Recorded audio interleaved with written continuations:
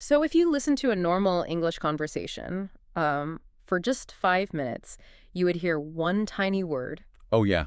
Over and over again. Right, just one tiny three-letter word used again and again. Really would. You would hear it used to mean buying a coffee or feeling angry or, arriving in a new city. Or even understanding a funny joke, right? Yes, exactly. It is one small word doing the work of 100 different words. It is a very busy word. It really is.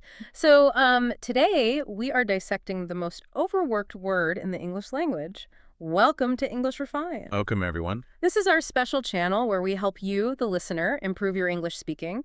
We help with your daily conversation and your grammar, too. Yeah, but we keep it simple. Very simple. We keep things friendly, and we make sure everything we talk about is completely practical for your real life. It is so wonderful to be here with you today. Just like my friend said, our mission is to make English make sense. Right. No stress. Exactly. We want to take things that seem very confusing and show you how simple they really are. And today, well, we have a very big mission. We really do. I am your friendly guide for this deep dive. Yeah. I am someone who just loves to explore how people talk to each other. And you ask very good questions. I try. I love finding out why languages work the way they do. And I am always ready to ask questions when something does not make sense to me. And I am here as your language helper. I spend my whole life looking at words. You are the word expert. Well, I just love finding the patterns in English. I love explaining not just what we say, but why we say it. And today, our whole deep dive is about one single word. Just one word. Yes. The word is get. G-E-T, get. You know, when I first looked at our sources for today, I was amazed. Get is such a small word. It is only 3 letters. Right. But it is absolutely everywhere. Yes, if you open an English dictionary, the word get has pages and pages of different meanings. Oh, it goes on forever. It really does. And it can be very scary for someone learning English. You might wonder, how can one little word mean so many different things? I get that. I mean, that is exactly why we are doing this deep dive today. Yeah. We want to show you that you do not need to be afraid of this word. No, not at all. In fact, this word is your best friend. Once you understand how get works, speaking English becomes so much easier. Because you do not need to memorize 50 long, difficult words, right? Exactly. You only need to understand get. That is so great. So we are going to break it down step by step today. We will explain the deep reasons why English speakers love this word so much. We will talk about physical things, and we will talk about feelings. And traveling too. But before we jump in, I want to remind you, our listener, about how we do things here. Yeah, the rules are very easy. Yes, we are just going to have a natural conversation. We are going to treat you like a smart adult who is joining us for coffee. Yes, you might be cooking dinner right now. Or driving to work. Or maybe you're just walking in the park. And that is perfect. You do not need a notebook. Just listen to how we talk. Right, just listen to the stories we share. Let us explore this amazing little word together. So where should we start? Let us start at the very beginning. Let us start with the most basic, everyday meaning of the word get. Okay, the physical meaning. Right. This is when get means to receive something or to obtain something or to buy something. This is the perfect place to start. If you look in a formal dictionary, you will see big formal words. You will see the word receive. Yeah, receive. Or you will see the word obtain or the word purchase. Those are very big words. They are. And these words describe a situation where you do not have something and then a moment later you do have it. But here's the secret for our listeners. In our normal daily English speaking, we almost never use those big words. Almost never. I mean, I do not call my mother and say, "Mother, I purchased a coffee." Oh no, that sounds so strange. It does. Or I do not say to my friend, "Did you receive my text message?" It sounds too stiff. It sounds like a robot. Or a lawyer. Yes, exactly, like a lawyer. It sounds very unnatural. Instead, we use get. And why do we do this? It is because English speakers love speed in their daily lives. Speed and keeping things easy. Right. Get is fast. Yeah. It's only one small sound, one syllable. It rolls off the tongue very easily. But it also has a special feeling. It feels comfortable. You know, I have a picture in my mind for this. I like to think of the word get like a magnet. Oh, a magnet, like for metal? Yes, you know what a magnet is, right? It is a piece of metal that pulls other things toward it. Yeah, a magnet creates a pull. It brings things Yeah, closer. exactly. So imagine you are a human magnet. Yeah, When you use the word get in this basic way, you are talking about pulling an object toward yourself. I like that. You do not have the object, but then you use your magnet power and you pull the object into your hands. So you pull a cup of coffee toward you. Yes, you pull a birthday gift toward you, you bring it to yourself, you get it. That is a brilliant way to understand it. The magnet picture makes it very easy to see. Let us explore this with some real stories. Yes, let's do that. Let us talk about receiving things first. Gifts or messages. Things that other people give to you. Okay, imagine a birthday party. It is your birthday. Your friends come to your house. They bring a box wrapped in beautiful paper. Oh, a present? Yes. You open the box. Inside the box, there is a soft, warm winter scarf. You put it around your neck. It is great. Happy birthday. Thank you. But the next day, you go to work. Your coworker asks, "What did you receive for your birthday?" No, wait, they would not ask that. Right. They wouldn't. They would ask, "What did you get for your birthday?" Exactly. What did you get? And your answer is very simple. You use the past form of the word because the party is finished. The past form is got. Got. G-O-T. Right. So you smile and say, "I got a beautiful scarf." I got a beautiful scarf. You pulled that gift toward you. You received No. it. Let us think about another situation. This happens every single day. You are sitting at your desk. You send an important email to your friend. Okay. You wait 1 hour. You wait 2 hours. Your friend does not answer. So you pick up your telephone and you call your friend. What do you say? Well, you definitely do not say, "Did you receive my electronic mail?" Huh. You simply ask, "Did you get my email?" Did you get my email? And your friend says, "Oh, sorry, yes, I got your email. I was just very busy." We use this for all kinds of communication. If my phone makes a noise, I'll look at the screen and say, "Oh, I got a text message." Or if I walk to the front of my house and look in the mailbox, I say, "I got a letter." So that covers receiving things from other people. Hmm. The magnet is pulling things that are sent to you. Right. But what if you have to go out and pull something towards yourself using money? Yeah. This is the second part of our basic meaning, buying things. Right. This is when get replaces the word buy or purchase. Let us imagine a very normal morning. You walk into your kitchen, You are hungry. very hungry. You want to make breakfast. You open the door of your refrigerator. You look inside, but there is no milk. Oh, no. You cannot have cereal. You cannot make good coffee. You turn to your family and say, "I need to get some milk from the shop." I need to get some milk. You are stating a plan. You are going to leave the house, walk to the store, give the shop owner some money, and bring the milk back. Right. You are buying it. But buy only describes the money part. Get describes the whole journey of bringing the milk into your life. Wow, that makes so much sense. Buy is just the money, but get is the whole action of pulling the object to yourself. Yeah, exactly. Let us do another example. Imagine you meet a friend for lunch. Your friend puts a very beautiful, shiny new bag on the table. Oh, a nice bag. You love the bag. You want to know where they bought it. You ask, "Wow, where did you get your bag?" Where did you get your bag? Yay. You're asking about where it came from. Where was the magnet turned on? Yes. And your friend answers, "I got it at the news store in the center of town." We even use this for big life events, things that are not objects you can touch. Like what? Imagine you are looking for a job for 6 months. You go to many interviews. It is very stressful. Finally, a manager calls you on the telephone. Good news. The manager says, "We want you to work for our company." You hang up the telephone. You are so happy. You are jumping around the room. You call your mother and shout, "I got a new job." I got a new job. Yeah. You did not buy the job with money, No, definitely not. but you definitely obtained it.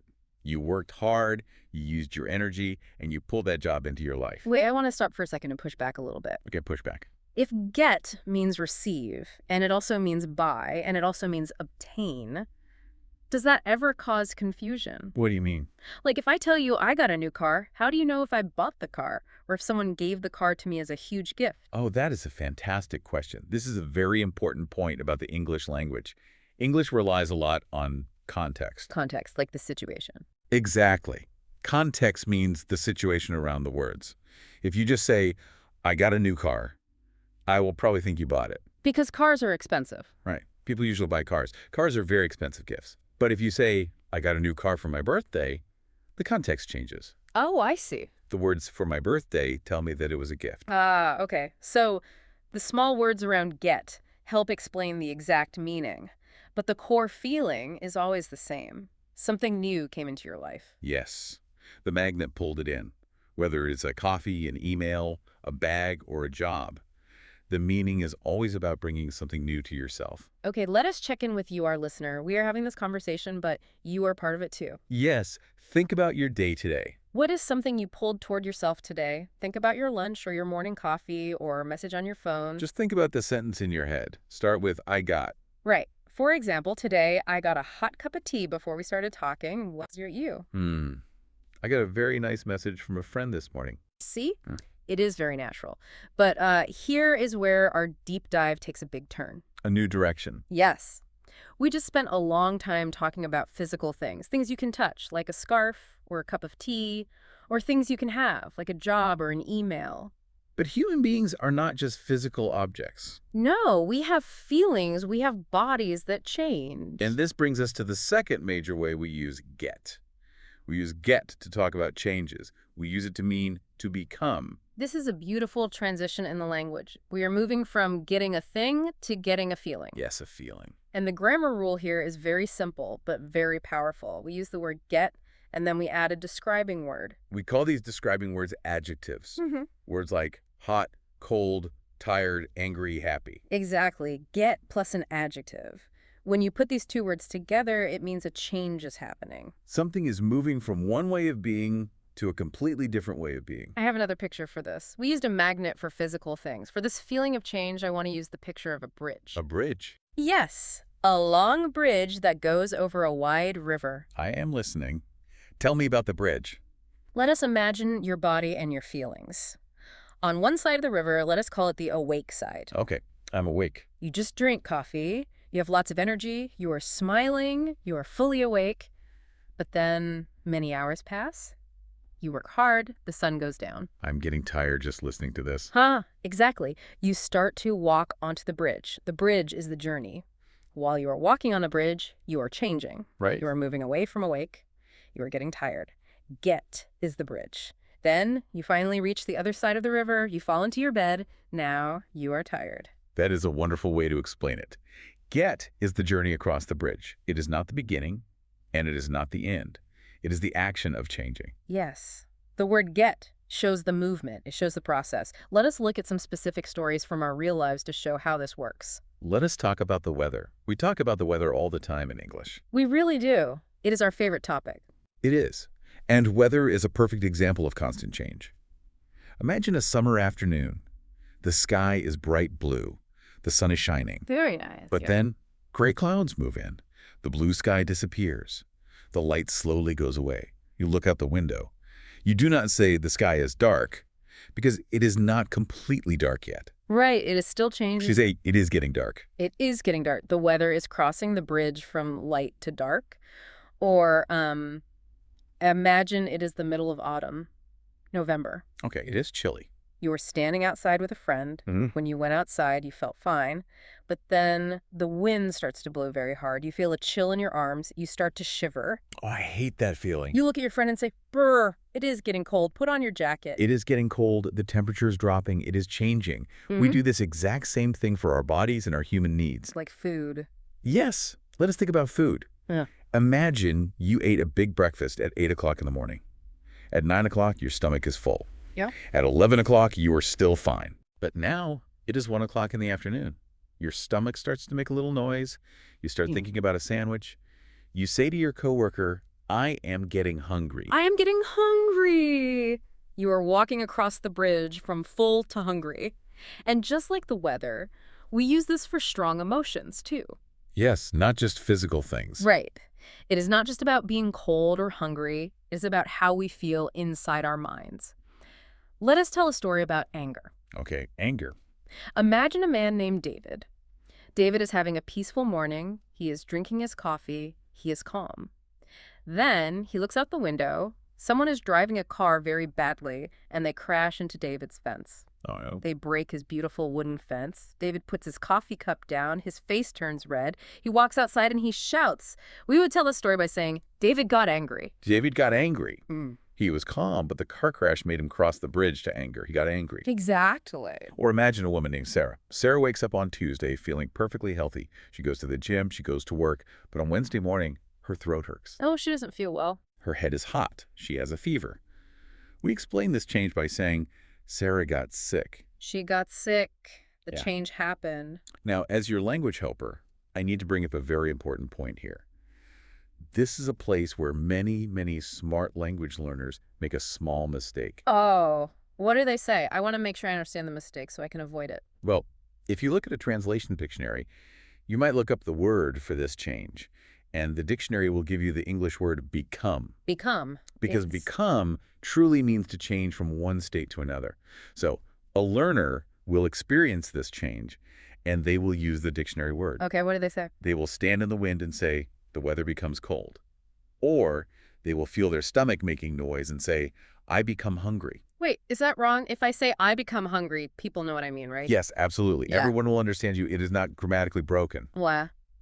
But it sounds very strange to a native English speaker. Why does it sound strange? Because the word become in English feels very slow, very serious, and very scientific. When we use the word become, we're usually talking about a long, deep process. But like what? We say the caterpillar becomes a butterfly, or she studied for 10 years and became a doctor. It sounds like a documentary on television. Ah, I see. So if I say I become hungry, I sound like a scientist studying my own stomach. Exactly. You sound like a scientist reading a report. Subject A becomes hungry. That is so funny. But human feelings are fast. The weather changes fast. Life happens quickly. So in our daily conversation, we do not use the slow scientific word. We use our fast, friendly word. We use that. Yes.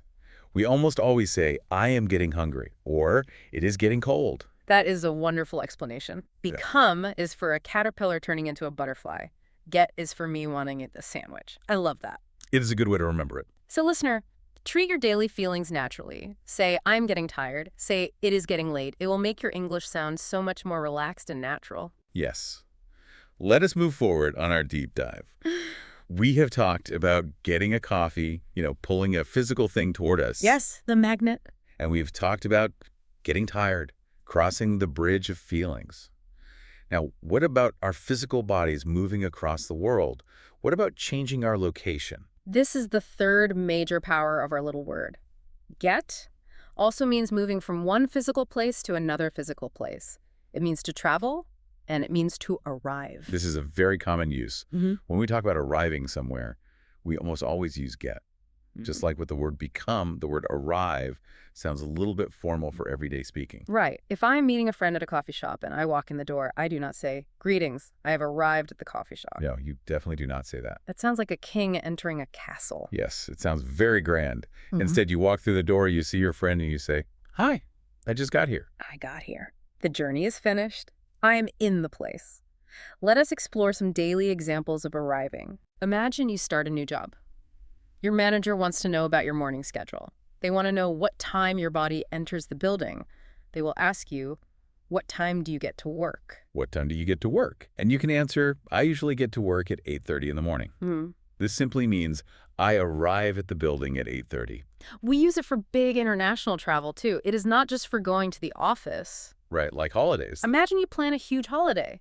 You buy tickets, you pack your bags, you take a taxi to the airport, you fly across the ocean for 10 hours. That's a long trip. Finally, the airplane lands in France. You take out your phone and call your mother. You say, we got to Paris safely. We got to Paris. You completed the journey. You arrived. Notice the little word to. We say get to work, get to the restaurant, get to Paris. The word to shows the direction of your travel. Okay, wait. I have a big pushback here. Oh. This is something that confuses a lot of people. You just said we use the little word to, get to work, get to Paris. But what happens at the end of the day? When you go home. Yes. When my work is finished, I walk to my house, I open my door, and I say, I got home. I do not say, I got to home. Why is there no to for home? This feels like a broken rule. You have found one of the most interesting exceptions in the English language. And you are right to be confused, because it breaks the rule.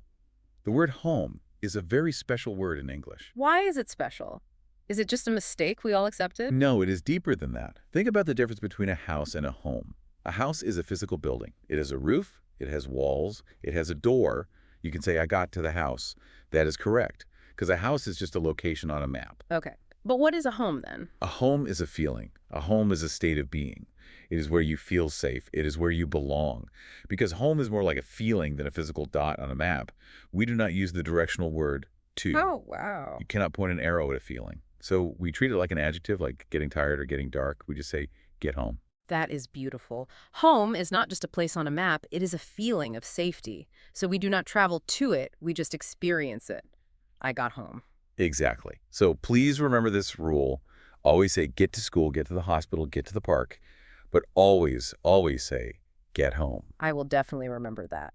Now let us talk about the other part of travel. How do we make the journey? The transport. We use get for taking buses, trains, and cars. Yes. If someone asks you how you travel to your office, you do not usually say, I ride the bus or I travel by bus. Yeah. It is much more natural to say, I get the bus. I get the bus every morning. Or imagine it is raining. You are walking with a friend and the rain starts pouring down. You're getting very wet. You say, let's get a taxi. It means let us call a taxi and ride inside it. Now, since we are talking about transport, I want to dive into a specific grammar rule that connects directly to this. It is about prepositions. Oh, the small words. The small words we use when we enter or leave a vehicle. Oh, this is the classic confusion. In and out versus on and off. I always hear learners struggling with this. They say, I got on the bus or I got on the car. How do we know which one is correct? There is a very simple physical rule for this. It has nothing to do with grammar books. It has to do with how your human body moves inside the vehicle. Okay, I am picturing my body. How does my movement change the words? Think about a bus, a city bus. When the doors open and you step inside, what does your body do? Can you stand up straight? Can you walk down the middle aisle to find a seat? Yes, of course. A bus has a high ceiling. I stand up straight, I walk past people, I hold onto a pole. And a train? The same thing for a train. I can walk between the different train cars. Yeah, exactly. Here is the rule. If the vehicle has a floor that you can walk on while you are inside, you use the words on and off. You step onto the floor, so you say, I get on the bus. You say, I get off the train. You say, I get on the airplane. That makes perfect physical sense because I can walk on the floor, I get on the bus. But wait, let me challenge this. What about a car? Think about the physical movement. When you enter a car, can you stand up straight and walk around? No, absolutely not. If I tried to stand up in my car, I would hit my head on the roof. I have to bend my neck. I have to fold my knees. I have to make my body very small. And then I drop down into the seat. Precisely.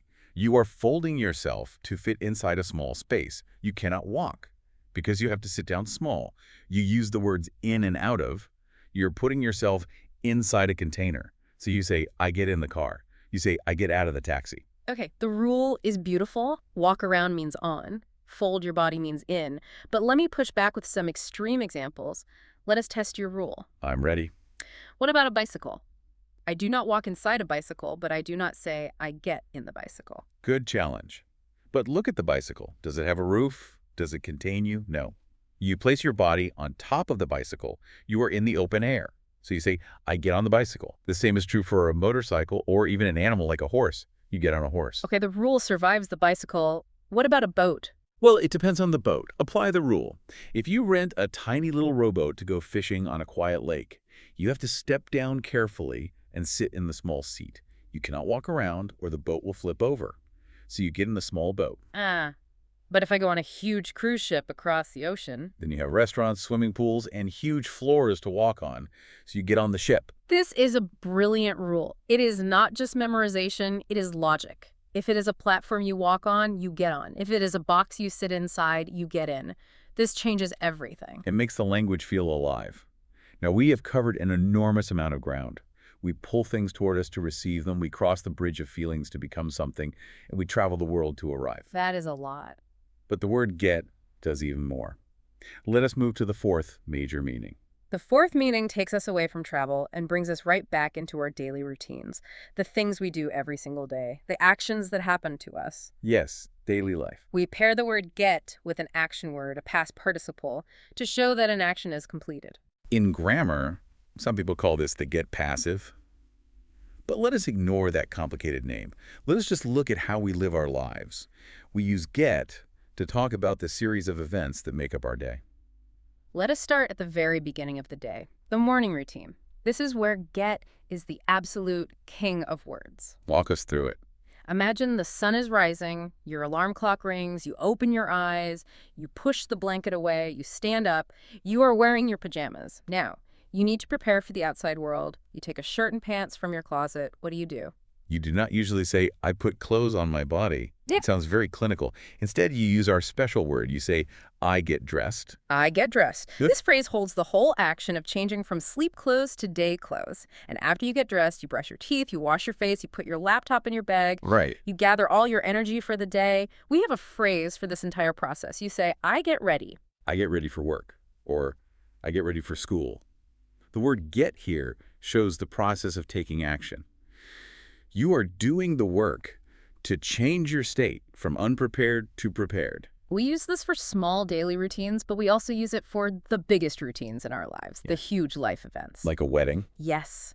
Think about two people who fall in love. They date for many years. They decide they want to spend their lives together. They buy rings. They invite all their family to a church or a beautiful garden. They put on special clothes. They make promises. We do not say they make a marriage. We say they get married. They get married. It shows the profound change in their life status. There were two single people, and they crossed a bridge, took an action, and now they are joined. They got married. And of course, life is complicated. Sometimes people change. 10 years pass, and those same two people realize they are not happy together. Okay. They argue. They decide it is better to live apart. They go to a legal office. They sign papers to end the marriage. We say they get divorced. They get divorced. It's a major action that changes their life. But notice something interesting here.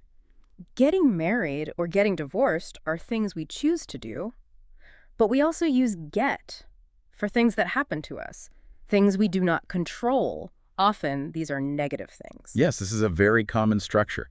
The action happens to the person. Let us imagine a very stressful situation. You rent a car in a foreign country. You do not speak the language. Oh, that is hard. Your phone battery dies, so you have no map. You are driving on dark, winding roads. Yeah. You turn left, you turn right. You do not know where you are. You do not know how to return to your hotel. Panic sets in. You tell the story later by saying, I got lost. I got lost.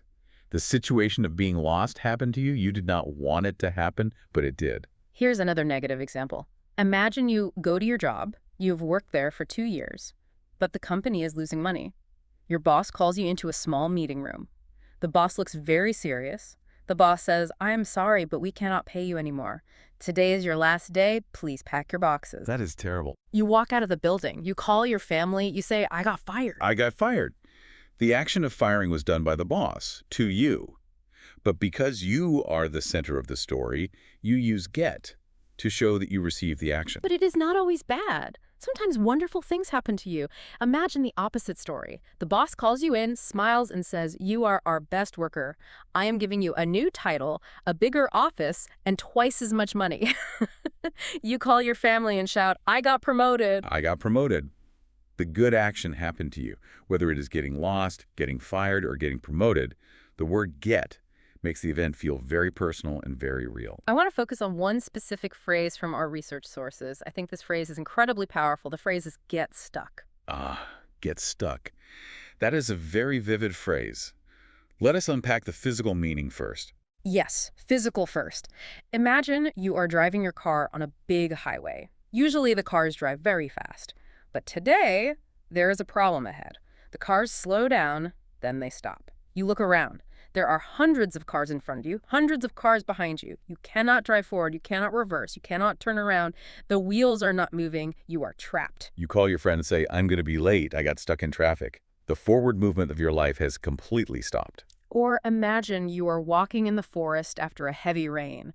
The ground is soft and wet. You step into deep mud. You try to lift your shoe, but the mud holds it down. You try to pull, but you cannot move your leg. You call for help. Help me, I got stuck in the mud. So get stuck physically means you are trapped and cannot move forward. But here is where language becomes poetry. We use this exact same physical idea to describe our emotional lives. We use it for our jobs, our relationships, and our creativity. That is a wonderful connection. We use physical metaphors to explain invisible feelings. Yes. Imagine a man who works in an office. He does the exact same tasks every single day. Monday is the same as Tuesday. Tuesday is the same as Wednesday.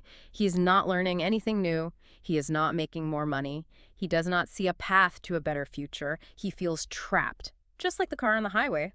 just like the shoe in the mud. He goes to a coffee shop with a friend, sighs, and says, I feel stuck in my career. I got stuck in this job. That is deeply relatable. He is not physically trapped in the room, but his life's forward movement has stopped. He got stuck. And the beautiful thing is, if language gives us the problem, it also gives us the solution. If you can get stuck, what can you do? You can get unstuck. Exactly. Get unstuck means taking an action to break free.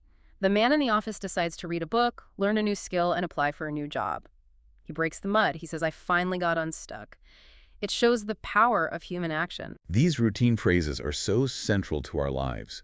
Getting ready, getting married, getting stuck, getting unstuck. They describe the human experience. Let us pause our deep dive for a moment and move to a completely different area. We have talked about physical things, we've talked about movement, we have talked about routines, but what happens inside our brains? Oh, this is my favorite part of the whole topic. We use get to describe the invisible mechanics of the human mind. The fifth major meaning of get is to understand. This is so incredibly common. If you open a dictionary, understand is a very clear, logical word. But again, in daily life, we rely on our short, friendly word. Let us set a scene. Imagine you are sitting in a difficult university class. The professor is a brilliant physicist. The professor fills the chalkboard with complicated math equations, numbers, symbols, arrows. The professor turns around and asks, does everyone comprehend the theory? You stare at the board. Your brain hurts. The numbers look like alien writing. You do not raise your hand and say, Professor, I am unable to process this data. You lean over to the student next to you and you whisper, I don't get it. I don't get it. It is such a simple, perfect phrase. It means the information is out there, but my brain cannot pull it inside. The magnet is broken. I don't get it. We use this for humor all the time. Humor requires a very quick connection in the brain. Imagine you were at a dinner party. Your friend tells a long story with a punchline at the end. It's supposed to be a very funny joke. Everyone at the table laughs loudly. But you sit there in silence. You heard the words, you know the vocabulary, but your brain does not see why it is funny. You wait until the laughter stops and you say, I'm sorry, I didn't get the joke. I didn't get the joke. And then your friend leans over and explains the hidden meaning. They tell you the secret context. Suddenly, the invisible connection happens. A light bulb turns on in your mind. A huge smile spreads across your face. You laugh and say, ah, now I get it. Now I get it. The understanding arrived. The puzzle pieces fit together. This is a very powerful way to talk about information. But I want to explore something deeper from our sources, something about the heart, not just the brain. You are talking about empathy. Yes. There is a huge difference between saying I get it and saying I get you. Let us talk about what I get you really means. If you say, I understand you, it can sound a bit cold. Imagine a doctor talking to a patient. The patient says, my arm hurts. The doctor says, I understand you. It just means my ears heard your words and my brain processed the vocabulary. It is very clinical. It is entirely logical, but humans need more than logic. Imagine a different scene. Imagine your best friend comes to your house, your friend is crying, they had a terrible day, their boss was cruel, their car broke down, and they feel completely overwhelmed. They sit on your sofa and pour their heart out, sharing all their frustration and sadness. If you sit there straight and say, I understand your situation, Yeah. you sound like a robot. You sound like you do not care. Exactly. Instead, you look them softly in the eyes. You feel the pain in your own heart. You realize that if you were in their situation, you would feel exactly the same way. You put your hand on their shoulder and you say quietly, I get you. I get you. It is one of the most powerful phrases in English. It means, I feel your emotions. I have empathy for your struggle.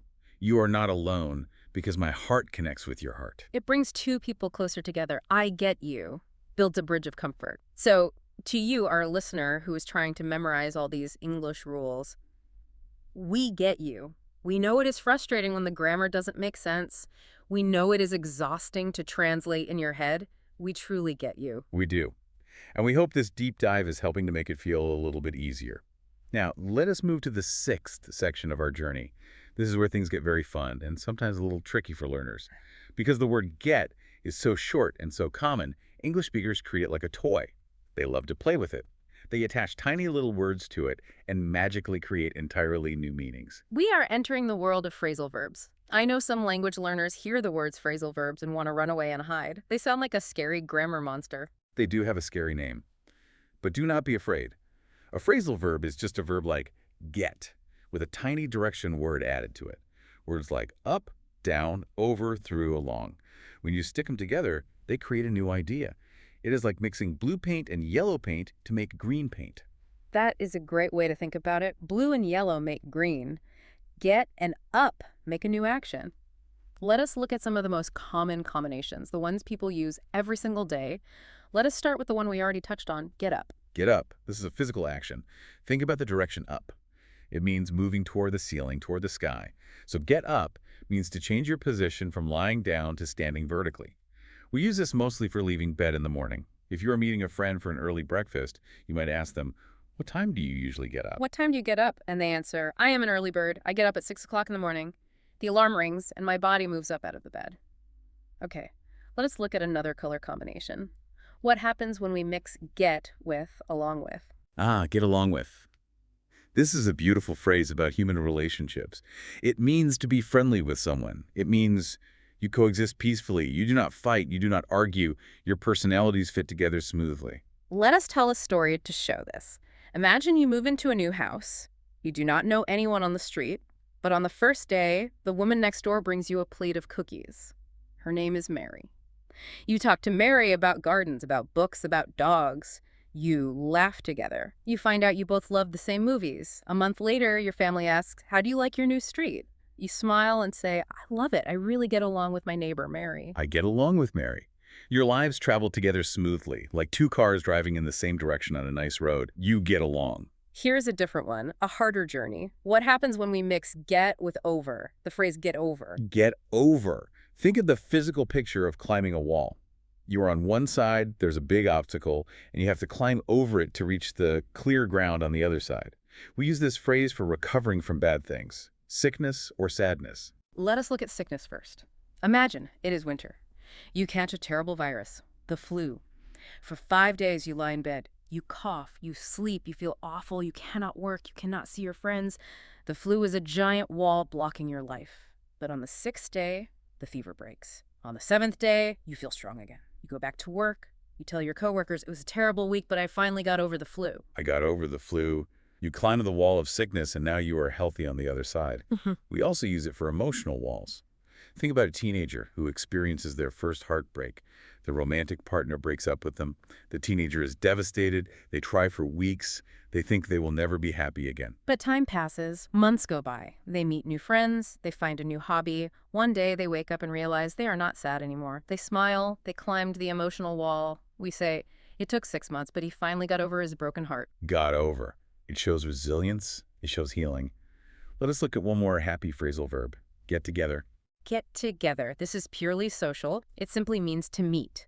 When humans gather in one place to talk, share food, or enjoy company. If you call your best friend on a Saturday morning, you do not use formal language. You do not say, shall we organize a meeting of our physical bodies at a designated location? No. I say, hey, it has been a long time. Let's get together for coffee. Let's get together. It is relaxed, friendly, and inviting. Now, under this umbrella of special phrases, there is one major grammatical structure that we must dive deeply into. It is a structure that causes headaches for English learners all over the world. I know exactly what you were going to say. You were talking about the difference between be used to and get used to. Yes. Be used to versus get used to. They look almost identical. They share the same core words, but they describe completely different points in time. I want to spend some real time exploring this because once a learner understands this difference, their English becomes instantly more sophisticated. Let us unpack this carefully. Our sources give us a brilliant way to visualize this. They suggest drawing a timeline in our minds. Yes, let us use the mental timeline. I want everyone listening to close their eyes, unless you're driving a car, and imagine a long, straight line drawn on a piece of white paper. Okay, I see the line. On the far left side of this line is the past, things that happened a long time ago, history. On the far right side of the line is now, the present moment. Today. Past on the left, now on the right. Okay, what is the story for our timeline? Let us imagine a huge life change. Let us imagine you pack your bags and move your entire life from the United States to the United Kingdom, to London. That is a big change. Yes, and there is one very specific thing that is different. In the U.S., people drive their cars on the right side of the road. But in the U.K., people drive their cars on the left side of the road. Okay, let us go to the left side of our timeline, the past. It is your very first day in London. You rent a car, You sit in the driver's seat, which is suddenly on the wrong side of the car. You pull out into traffic. You are driving on the left side of the road. How does it feel? It feels terrifying. It feels completely wrong. Your brain is confused. Your hands are sweating. It is absolutely not normal. It is strange. So, in the past, driving on the left was strange. But now, let us jump all the way across the timeline to the right side, the present moment, today. Imagine that 3 whole years have passed. You have lived in London for 3 years. You have driven your car to work every single day, morning and night, on the left side of the road. You have done it 1,000 times. How does it feel today? Today, it does not feel scary at all. You do not even think about it. You drink your coffee, listen to the radio, and drive easily. It has become completely normal. Exactly. Because the situation is normal now, because the change is finished, you use the static, solid word be. You say, I'm used to it, or I am used to driving on the left side of the road. I'm used to it. It means the reality is solid. It is normal. The story is complete. Okay, so that explains the right side of the timeline. But what about the massive space in the middle? What happens during those first few months? The time between the terrified first day and the perfectly normal third year? That middle space is where the magic happens. That middle space is where the change is actively occurring. And remember what we learned about the bridge. When something is changing, when a process is happening, what word do we use? We use get, because get shows the movement across the bridge. Yes. So if you are in the middle of the timeline, if the change is happening right now, you use get. You say, I'm getting used to it. Let us act this out. Imagine you have been in London for only 3 weeks. You call your mother back in the US. Your mother asks, how is the driving? Are you okay? You say, well, Mom, driving on the left side is still a little bit strange, but I practice every day. I'm getting used to it. I am getting used to it. This sentence tells your mother a whole story. It tells her it is not completely normal yet, but it is not as terrifying as the first day. My brain is slowly changing. The process is happening. That is such a clear picture. Let us do one more timeline example just to make sure it sticks in our listener's brain. Let us move away from cars and talk about a daily habit, waking up. This is a classic struggle. Let us imagine you get a wonderful new job. You are very excited. But there's a catch. Your old job started at 9 o'clock in the morning. This new job is at a bakery. You have to start baking bread very early. You have to start work at 5 o'clock in the morning. Oh, that is painful. That means waking up at 4 o'clock. Right. So, left side of the timeline. Week 1. Your alarm rings at 4 o'clock. It is completely dark outside. You feel terrible. You are exhausted. It is very strange and unnatural for your body. But you force yourself to do it. You are the middle of the timeline now. It is month number 2. Your alarm rings at 4 o'clock. You are still a little sleepy, but it is not a nightmare anymore. Your body is starting to adjust. You go to a cafe in the afternoon, yawn, and tell your friend, waking up at 4 o'clock is tough, but I'm getting used to it. I'm getting used to it. Yeah. The biological change is actively happening. Your body is crossing the bridge. And finally, jump to the right side of the timeline. 2 years have passed. You are a master baker. Your body clock has completely reset. You wake up at 4 o'clock even on Sunday when you don't have to work. You feel energized and happy. The process is finished. You proudly tell your friends, I am used to waking up at 4 o'clock. I am used to it. It is my new normal. So listeners, just remember the timeline. If the change is happening now, use getting. I am getting used to the spicy food. If the change is finished and feels normal, use am. I am used to the spicy food. That is a masterclass in grammar, made completely simple. Yeah. We have covered an incredible amount of territory today. We have used get as a magnet for things, a bridge for feelings, a vehicle for travel, a tool for our daily routines, a way to connect hearts, and a piece of a phrasal verb puzzle. It truly seems like this word is the only word you ever need. It is remarkably powerful, but... I hear a but coming. Yes, there is a very important but. We have said that get is everywhere, but we must ask a critical question. Is there a time when you should stop using the word get? Is there a situation where this wonderful, friendly word is actually the wrong choice? Yes. The boundaries of language. The answer is yes. We need to talk about formality. We need to talk about the situations where get should be left at home. Throughout this entire deep dive, we have been talking about daily conversation. We've been talking about talking, speaking with your friends, going to the local supermarket, chatting with your family, or having a coffee with a coworker. For all of those situations, get is absolutely perfect. It is casual, it is friendly, it is comfortable. But what if the situation is not casual? I have the perfect analogy for this. We have had magnets and bridges and timelines. Now I want you to think about clothing. think about a very old, very comfortable pair of blue jeans. I love a good pair of comfortable jeans. We all do. Your favorite blue jeans are amazing. They are soft. They fit perfectly. You wear them every day. You wear them to walk the dog in the park. You wear them to sit on the sofa and watch a movie. You wear them to the grocery store. They are your daily uniform. The word get is your comfortable pair of blue jeans. That's exactly what it is. Yeah. Daily comfort. But imagine your best friend invites you to a very expensive, very fancy, very traditional wedding. It is at a grand hotel. There are chandeliers. There is a classical orchestra playing music. Everyone is dressing up. Would you wear your old, faded, comfortable blue jeans to that wedding? Absolutely not. That would be completely inappropriate. People would stare at me. I would need to wear a beautiful suit or a very elegant dress. I would need to dress for the formal occasion. Exactly. The blue jeans are not bad clothes. They are just the wrong clothes for that specific room. Language works the exact same way. When you are writing a formal document or speaking in a highly official situation, you cannot wear your language jeans. You must put on a language suit. You must use the bigger, older, more formal dictionary words. Let us look at some real-world examples to show our listener exactly what we mean. Let us imagine you are at work, not chatting by the coffee machine, but sitting at your computer. You need to write a very important email to the president of a partner company. This is someone you respect, someone who has power, someone you want to impress. Right. You are asking for a business contract. You open your email. Your first sentence should acknowledge that they sent you a message yesterday. If you wear your blue jeans, you would write, "Hey, I got your email." I got your email. If the president reads that, they will think you are treating them like a teenager. It is too casual. It is wearing jeans to the boardroom. Instead, you need to open your formal closet. You put on your suit. You write, "Dear Mr. President, I received your email." I received your email. Oh, that sounds so much better. It sounds professional. It shows respect. Received is a suit word. Let us try another one. You need to explain that you arrived at the office early to prepare the documents. The blue jeans sentence is, "I got to the office at 7 o'clock."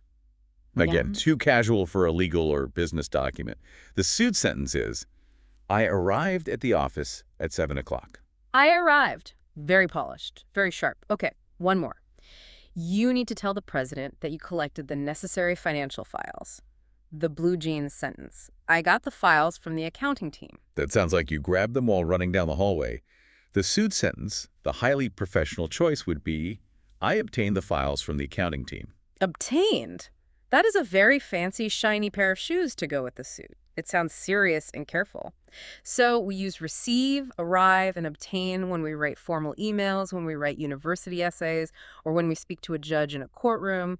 We use the big words to show respect for the situation. But I want to pause here, because I know what happens when language learners hear rules about formal versus informal. They panic. They start worrying that they're going to make a mistake and offend someone. Yes, the stress level goes up. What if I use jeans when I should use a suit? I want to reassure our listener right now. Please take a deep breath. Do not worry about this when you are simply speaking out loud in your daily life. When you're talking even to your boss, even to a doctor, even to a teacher, always, always feel safe wearing your jeans. Always use get. Wait, really? Even talking to a doctor? Yes. If a doctor asks how you feel, you say, "I'm getting a headache." You do not say, "I am obtaining a headache." If you ask your boss a question, you say, "Did you get my report?" You do not say, "Did you receive my report?" In spoken English, even in professional buildings, spoken English is almost always casual. Everyone loves the comfort of jeans when they talk. That is incredibly comforting. So the rule is, keep wearing your comfortable jeans every day when you open your mouth to speak. Only put on the heavy suit when you are typing a serious formal document. Exactly. Speak with get. Write with the big words when necessary. That is the secret to sounding like a native speaker. Well, my friend, we have been on an extraordinary journey today. We have taken one tiny three-letter word, and we have looked at it from every possible angle. We have stretched it out, we have pushed it, and we have proven that it might just be the most important word you can learn. Let us do a very gentle recap of everything we discussed so our listener can pack these ideas away in their mind. I think a summary is a great idea. We started with the physical world. We learned that get is like a magnet. It replaces formal words like receive, obtain, and buy. You pull things towards you. I got a coffee. I got a scarf for my birthday. I got an email. Then we move from the physical world to the world of changes and feelings. We learned that get plus an adjective acts like a bridge. It shows the movement from one state to another. It replaces the slow word become. The sky is getting dark. I'm getting hungry. David got angry. Third, we talked about moving our bodies through the world. We learned that get means to travel or arrive. I got to Paris, and we learned the very special exception for safety and comfort. We never use to with home. We just say, I got home. We also explored the logic of transport. Walk on the floor equals get on the bus. Fold your body small equals get in the car. Fourth, we saw how get builds our daily lives and routines, the actions we take and the actions that happen to us. I get dressed in the morning, they got married, he got fired. And the powerful metaphor of forward movement stopping, I got stuck in traffic, or I got stuck in my life. Fifth, we dove into the mind and the heart. We learned that I don't get it means I don't understand the information. But more beautifully, I get you means I feel your emotion and I have empathy for your struggle. Sixth, we played with phrasal verbs. We attached small direction words to make new ideas. Get up, get along with, get over. And we built our mental timeline to understand the difference between the changing process of getting used to it and the finished reality of being used to it. And finally, we talked about our wardrobes. We learned that get is a comfortable pair of daily blue jeans, perfect for all spoken conversation, but we must trade it for a formal suit like receive or obtain when writing official documents. That is a massive amount of knowledge. It is. And because it is so much, I want to say something very sincere to our listener. Learning a language is not a race. It is a long, slow walk. It is a journey that takes years.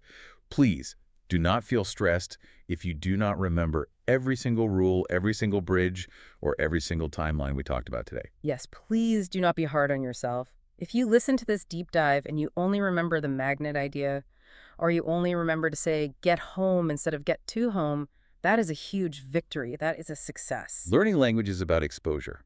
It is about practicing a little bit every day. It is about letting your brain slowly adapt to new sounds and new patterns. You are actively crossing the timeline. You are getting better step by step. Just keep listening, keep practicing, and eventually the confusing things will become normal. You will get used to it. You use the timeline phrase perfectly. You will get used to it. The change will finish and it will feel normal. Before we say our final goodbyes, I want to leave our listener with a final thought. We usually summarize things, but today I want to give you something provocative to think about as you go through your week. A thought about the future of English. Ooh, I like looking toward the future. What is the thought? We have spent this whole hour talking about how get has slowly eaten other words. It ate receive, it ate become, it ate arrive. Language is like a living animal. It changes, it adapts for speed and efficiency. My thought for our listener to ponder is this. Will get keep eating? 100 years from now, will English have any other verbs left? Or will get become a universal superword? Will we stop saying I made dinner and just say I got dinner ready? Will we stop saying I painted the house and say I got the house painted? That is a fascinating idea. As life gets faster, maybe our language will shrink down to just a few superwords. Maybe get is the blueprint for the future of human communication. It makes you look at every sentence a little differently, doesn't it? Language is evolving right in our mouths. And now you are a master of its most powerful tool. The word get belongs to you.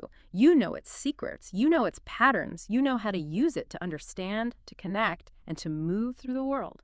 It is your tool now. Keep it in your pocket. Use it with confidence every time you speak.